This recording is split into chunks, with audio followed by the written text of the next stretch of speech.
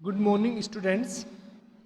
देखिएगा, आज का जो ये वीडियो है ये 12th क्लास हिंदी मीडियम के लिए, ठीक है। हमने जो सेकंड चैप्टर के बारे में डिस्कस कर रहे थे, हम उसी को आगे बढ़ाते हुए आज गाउस नियम के जो नेक्स्ट एप्लीकेशन है, यानी गाउस नियम के जो अनुप्रयोग के बारे में हम पढ़ रहे थे, उसी के बारे में डिस्कस करते हैं। देखिएगा, कल हमने गाउस के नियम का जो फर्स्ट एप्लीकेशन था, यानी पहला अनुप्रयोग था, उसके बारे में बात की थी। और जो कल का हमारा टॉपिक था, जिसके अंदर हमने गाउस के नियम से हमने किसके बारे में, एक अनंत लंबाई के चालक तार द्वारा विद्युत क्षेत्र के बारे में हमने बात की थी। क्लियर बच्चों? अब उसी मेन टॉपिक का दूसरा पॉइंट है कि आज का जो टॉपिक है, अपरिमित समरूप आवेशित अचालक परत के कारण विद्युत क्षेत्र, यानी electric field due to uniform non conducting surface या नॉन कंडक्टिंग प्लेट। यानी आपके पास एक अचालक विद्युत की प्लेट रखी हुई है, उसके द्वारा विद्युत क्षेत्र हमें ज्ञात करना है। किसके द्वारा? गाउस के नियम के द्वारा। उसके बारे में हम आज बात करेंगे। तो देखिएगा, हम सबसे पहले स्टार्ट करते हैं कि सिंपल सा इंट्रोडक्शन। मान लेते कि ये आपके पास एक अचालक विद्युत प्लेट है, ठीक है ना, ABCD जिससे हमें दर्शाया गया है। और इस अचालक विद्युत प्लेट के ऊपर धनात्मक आवेश एक समान रूप से वितरित है। क्लियर बच्चों? तो यानी ये जो आवेशित प्लेट है, इसका जो आवेश है वो क्या है? धनात्मक आवेश है। इसको हमने यहाँ पर वर्डिंग में लिखा है, देखिएगा कि माना ABCD एक अनंत विस्तार की एक अचालक आवेशित परत है, ठीक है। अनंत लंबाई की एक अचालक आवेशित परत है, जिसका एकांक पृष्ठ आवेश घनत्व सिग्मा है। यानी एकांक पृष्ठ आवेश घनत्व का बच्चों मतलब क्या होता है कि जैसे इस पूरी प्लेट के ऊपर जो प्लस चार्ज फैला हुआ है एक समान रूप से, ठीक है ना, तो जो Q है वो पूरे क्षेत्रफल पर फैला हुआ है, ठीक है ना। तो एकांक आवेश घनत्व क्या होता है, हमने बताया था, कल भी हमने बात की थी, और परसों भी जो सतत आवेश वितरण है उसके बारे में हमने बात की थी। तो उसके अंदर हमने जो दूसरा पॉइंट पढ़ा था, पृष्ठ आवेश वितरण यानी क्षेत्रफल आवेश वितरण, उसके बारे में पढ़ा था हमने कि मान लेते कि ये कोई भी प्लेट है जिसके ऊपर धनात्मक आवेश है, वो पूरी प्लेट के ऊपर समान रूप से फैला हुआ है। तो आपको पता है कि जो पृष्ठ आवेश घनत्व है सिग्मा, वो क्या होता है? आवेश बटे क्षेत्रफल। ये बच्चों क्लियर है कि आवेश बटे क्षेत्रफल। अगर ये क्षेत्रफल की बजाय अगर ये आवेश एक लाइन के अलोंग फैला होता, लीनियर, तो हम उसको क्या बोलते थे? लीनियर यानी रेखीय आवेश वितरण, लैम्डा से लिखते थे उसको। तो वो क्या होता था? लंबाई के ऊपर अपॉन आवेश, ठीक है ना। इसके बारे में हम बात कर चुके थे। तो सेम यही है कि यहाँ पर जो कि यहाँ पर जो ये सिग्मा है, ये क्या है? आवेश अपॉन क्षेत्रफल। तो वो कितना हो गया? देखो, रो बराबर क्या हो गया? Q upon A। और यहाँ से हम क्या लिख सकते हैं? Q बराबर रो इंटू A। ये कुल आवेश का मान हो गया। क्लियर? अब वापस से आते हैं हमारे टॉपिक पर। तो यानी उसके ऊपर, पूरे पृष्ठ के ऊपर, यानी उस प्लेट के ऊपर जो घनत्व है वो कितना है? रो है, ठीक है ना।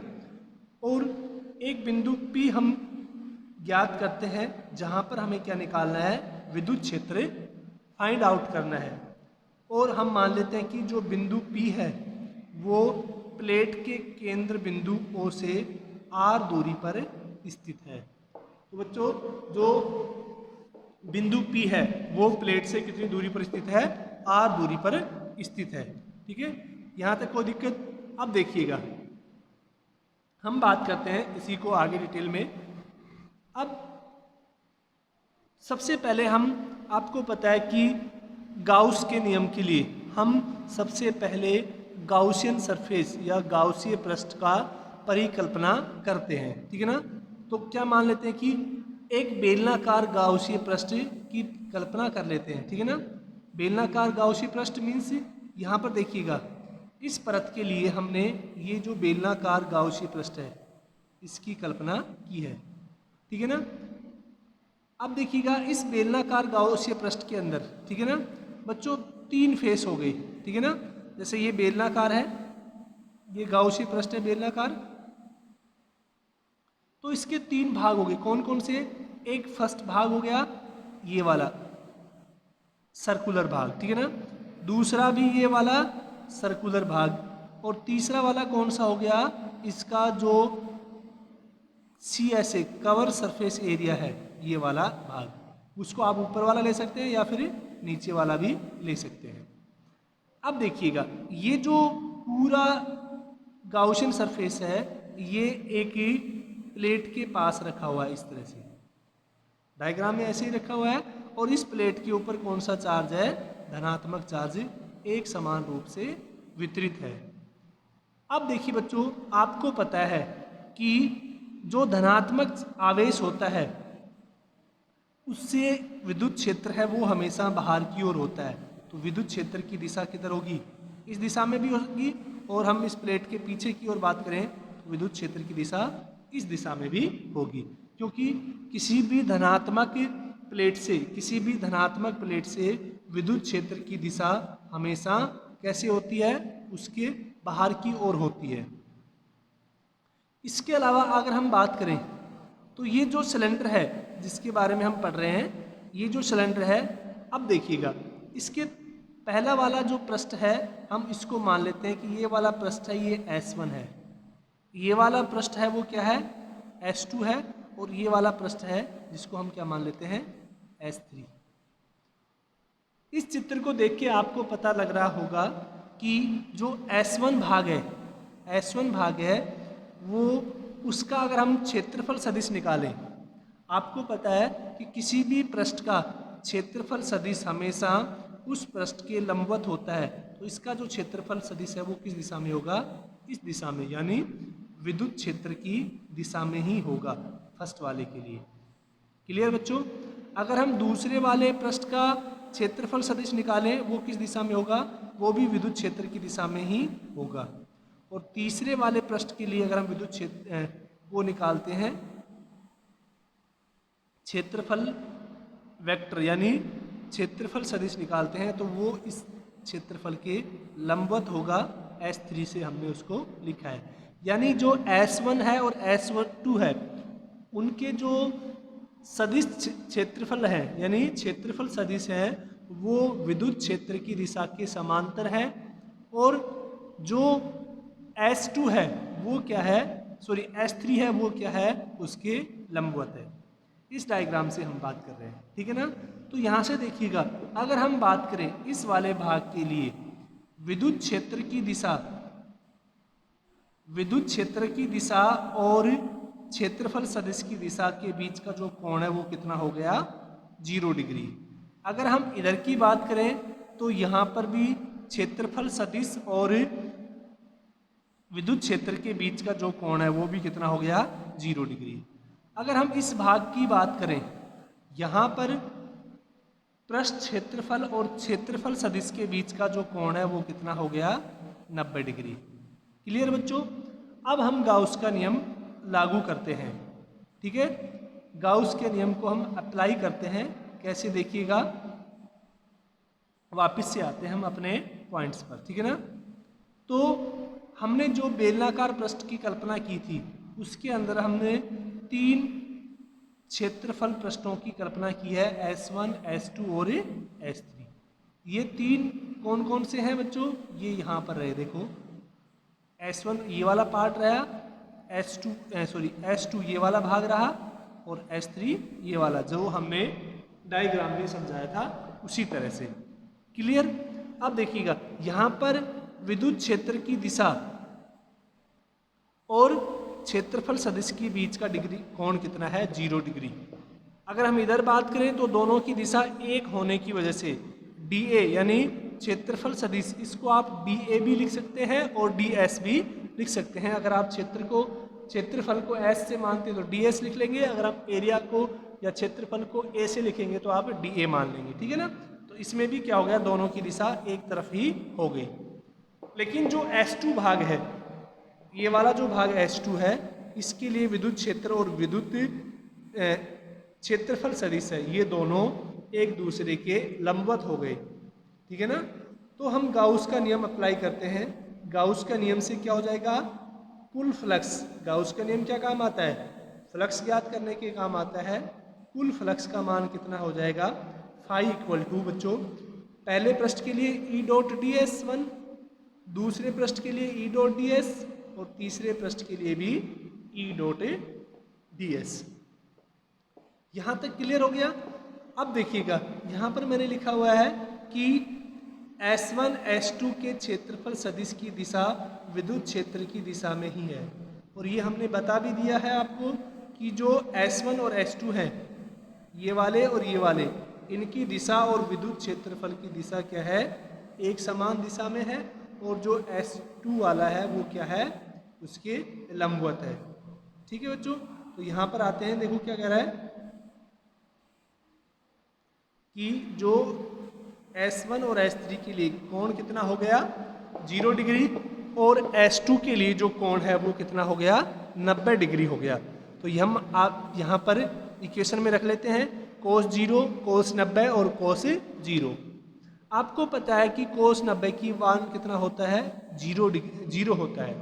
cos 90 का मान कितना होता है? 0, और cos 0 डिग्री का मान 1 होता है, और cos 0 डिग्री का भी मान कितना होता है? 1 होता है। यहाँ तक कोई दिक्कत? आपको पता है कि विद्युत क्षेत्र है वो एक समान विद्युत क्षेत्र है, तो E को हमने कॉमन ले लिया बाहर की ओर, अंदर क्या बचा? DS। ये तो 0 हो गया बच्चों, ये भी क्या बचा? DS। तो देखो दोनों क्षेत्रफल समान हैं, क्योंकि ये जो बेलन है इसके दोनों भाग क्या है? एक समान है। तो यहाँ से क्या हो गया? हमने दोनों को ऐड किया तो कितना हो गया? 2ES हो गया। E यहाँ पर विद्युत क्षेत्र है और S क्या है? पृष्ठ का एरिया। ये किसका मान हो गया? फाई के लिए, गाउस के नियम। इसको हमने इक्वेशन 2 नाम दे दिया बच्चों। अब देखिएगा, हमें पता है कि गाउस का नियम क्या कहता है कि किसी भी बंद परिपथ से जो विद्युत फ्लक्स का मान है वो कितना होता है? Q upon epsilon not. इससे पहले देखो हमने इक्वेशन 2 में भी फाई का मान निकाला था, और ये इक्वेशन 3 में भी फाई का मान निकाला है। तो दोनों इक्वेशन को 2 और 3 को हम इक्वल कर लेंगे।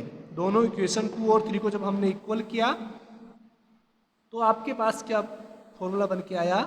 Q upon epsilon not equal to 2ES। Clear बच्चों? और अभी हमने बताया था कि Q क्या होता है? Total charge. अगर पृष्ठ चार्ज घनत्व सिग्मा है, पृष्ठ चार्ज घनत्व या पृष्ठ आवेश घनत्व सिग्मा है, तो Q बराबर क्या हो जाता है?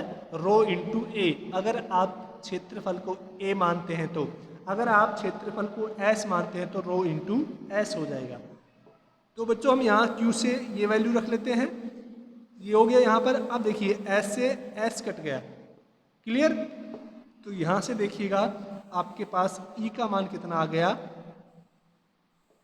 Rho upon 2 epsilon not. काफ़ी इम्पोर्टेंट रिजल्ट है ये। तो ये किसके लिए हो गया? एक अचालक आवेशित परत के लिए विद्युत क्षेत्र का मान। अब देखिए बच्चों, इस फॉर्मूले से आपको देख के लग रहा है कि कहीं पर भी R का टर्म नहीं है, मतलब कहीं पर भी फॉर्मूले के अंदर R नहीं है। R क्या था हमारे पास? दूरी होती थी। तो इससे क्या पता लगता है कि विद्युत क्षेत्र है, किसी भी अचालक परत के लिए जो विद्युत क्षेत्र है वो दूरी पर निर्भर नहीं करता है, यानी परत के पास भी उतना ही मान होगा जितना परत से दूरी पर होगा। तो यहाँ से आपको ये बात क्लियर होगी कि विद्युत क्षेत्र का मान किस पर निर्भर नहीं करता, दूरी पर निर्भर नहीं करता है। क्लियर बच्चों। इसके बाद अगर हम बात करते हैं, एक न्यूमेरिकल ले लेते हैं इसी टॉपिक का, ठीक है ना। अब देखिएगा, जो न्यूमेरिकल है आपकी बुक का ही है, RBSC के अंदर, ठीक है ना, उसी के बारे में हम बात करेंगे, ठीक है। तो देखिएगा, जो न्यूमेरिकल है वो क्या कह रहा है, एक अनंत विस्तार की अचालक परत के, एक अनंत विस्तार की अचालक परत के 1 सेंटीमीटर स्क्वायर क्षेत्रफल में, कितने क्षेत्रफल में, 1 सेंटीमीटर स्क्वायर क्षेत्रफल में 17.70 माइक्रोकूलाम, कितना बच्चों, 17.70 यानी 17.70 माइक्रोकूलाम आवेश है। तो ये बच्चों आपके पास किसका मान आ गया, Q का मान आ गया, ठीक है ना। और क्षेत्रफल है ये किसका मान हो गया आपके पास, A का, ठीक है ना। अब परत के निकट वायु में विद्युत क्षेत्र की तीव्रता ज्ञात करनी है। अब आपको क्या करना है कि उस परत के निकट जो वायु है उसमें विद्युत क्षेत्र की तीव्रता ज्ञात करनी है। तो बच्चों आपको जो दिया है उसके बारे में हम बात करते हैं कि एक तो Q दे रखा है आपको, Q कितना दे रखा है, 17.70 माइक्रोकूलाम, और आपको पता है कि माइक्रोकूलाम कितना होता है, 10⁻⁻6 माइक्रोकूलाम 10⁻⁻6, मिलीकूलाम 10⁻⁻3, नैनोकूलाम 10⁻⁻9 और पीकोकूलाम 10⁻⁻12। ये हम पहले लिख चुके हैं, ज्ञात कर चुके हैं। और क्षेत्रफल कितना दे रखा है आपको, 1 सेंटीमीटर स्क्वायर। आपको पता है कि क्षेत्रफल को हमें सेंटीमीटर स्क्वायर में नहीं रखना है, क्षेत्रफल को हम किस में रखेंगे, मीटर स्क्वायर में। तो आपको पता है 1 सेंटीमीटर में 10⁻² मीटर होते हैं। तो जब सेंटीमीटर स्क्वायर करेंगे यानी 10⁻² का स्क्वायर करेंगे तो जो क्षेत्रफल है वो कितना आ जाएगा, 1 गुणा में 10⁻⁻4 मीटर स्क्वायर, ठीक है। तो यहां से देखिएगा पृष्ठ आवेश घनत्व, अगर हम पृष्ठ आवेश घनत्व की बात करें तो वो कितना हो जाएगा, Q/A। ये हम बात कर चुके हैं पहले। जब इसको हम सोल्व करेंगे बच्चों तो देखिए 10 की घात यहाँ पर -6 है और यहाँ पर कितनी है, -4। तो ये ऊपर जाएगा तो प्लस की 4 होगी, तो कितना बचेगा आपके पास, 70.70 इंटू 10⁻⁻² कूलाम पर मीटर स्क्वायर। तो यहाँ पर देखिएगा जो सिग्मा है, पृष्ठ क्षेत्रफल घनत्व, उसकी मात्रा क्या होता है, कूलाम पर मीटर स्क्वायर। क्लियर यहाँ तक। अतः विद्युत क्षेत्र, हमें विद्युत क्षेत्र निकालना है किसके लिए, एक अचालक पृष्ठ यानी एक अचालक परत के लिए हमें विद्युत क्षेत्र ज्ञात करना है। तो आपको पता है कि अचालक परत के लिए जो विद्युत क्षेत्र का फॉर्मूला होता है, जो सूत्र होता है वो कितना होता है, E = ρ/2ε0। क्लियर यहाँ से, ठीक है। तो यहाँ से अगर हम इसको सोल्व करते हैं तो वो कितना आ जाता है, 10⁻10 न्यूटन पर कूलाम, यानी न्यूटन पर कूलाम को हम ऐसे लिख सकते हैं, न्यूटन पर कूलाम। ये भी एक ही बात है। तो ये क्या आ गया, विद्युत क्षेत्र की दिशा, सॉरी विद्युत क्षेत्र का मान हो गया, और न्यूटन पर कूलाम क्या है, विद्युत क्षेत्र का परिमाण। अब देखिए बच्चों, सेम एक ऐसा ही एक्सप्रेशन हम जब एक अभी ये वाला जो एक्सप्रेशन है, यानी ये वाला जो सूत्र है हमने अचालक परत के लिए निकाला है। कल जब हम बात करेंगे तो हम विद्युत क्षेत्र की तीव्रता का मान एक चालक परत के लिए निकालेंगे। किसके लिए निकालेंगे, चालक परत के लिए, यानी चालक परत की वजह से विद्युत क्षेत्र का मान कितना होता है, इसके बारे में हम बात करेंगे। तो बच्चों आज के लिए इतना ही, ठीक है। इससे संबंधित जो भी क्वेश्चन है या किसी भी टॉपिक में या किसी पर्टिकुलर लाइन में दिक्कत है तो आप कमेंट करेंगे। ठीक है, और घर पे पढ़ाई स्टार्ट कीजिए। वैसे तो आप देखिएगा सीबीएसई ने और आरबीएसई ने नोटिस डाल दिए हैं कि आपका जो सिलेबस है, सीबीएसई ने तो पर्टिकुलरली या स्पेसिफिक रूप से एक सर्कुलेशन जारी किया है जिसमें बोला गया है कि लगभग 30% जो आपका सिलेबस है वो रिड्यूस होगा। तो अब 30% सिलेबस रिड्यूस होगा, इसका मतलब ये नहीं है कि जैसे सर आपके 15 चैप्टर हैं तो लगभग 5 चैप्टर या 4.5 चैप्टर हटा दिए जाएंगे, ऐसा नहीं होगा बच्चों। इसके लिए क्या होगा कि जो हर चैप्टर हैं, प्रत्येक चैप्टर से कुछ कुछ पार्ट हटा दिए जाएंगे। देखो हर साल थोड़ा बहुत चेंज होता है, किसी चैप्टर में मतलब 1-2 पार्ट ऐड होते हैं, 1-2 पॉइंट हटा दिए जाते हैं। तो देखते हैं सीबीएसई इस बार का सर्कुलेशन में किस चैप्टर से क्या क्या पार्ट हटाता है, उसके बारे में हम बाद में बात करेंगे। अभी आप अपना बेसिक क्लियर कीजिए, आप घर से लगातार पढ़ते रहिए। अभी दिमाग में ये बात नहीं लेके आओगे कि सिलेबस चेंज होगा, क्या पता हम जो पढ़ रहे हैं वो नहीं आए सिलेबस में। तो देखो कोई भी टॉपिक है, ऐसा तो है नहीं कि आपको पढ़ना नहीं है, क्योंकि जितने भी टॉपिक हैं वो आपके आगे हायर एजुकेशन में काम आएंगे। ठीक है, तो आप ये दिमाग से निकाल के कि क्या पता सिलेबस चेंज हो तो ये टॉपिक हमारे है या नहीं है, इसके बारे में होगा या नहीं होगा, इसके बारे में डिस्कस करें या न करें, उसको भूल के आप लगातार कंटिन्यू पढ़ते रहें। ठीक है, अच्छे ढंग से। थैंक यू, आज के लिए इतना ही, धन्यवाद।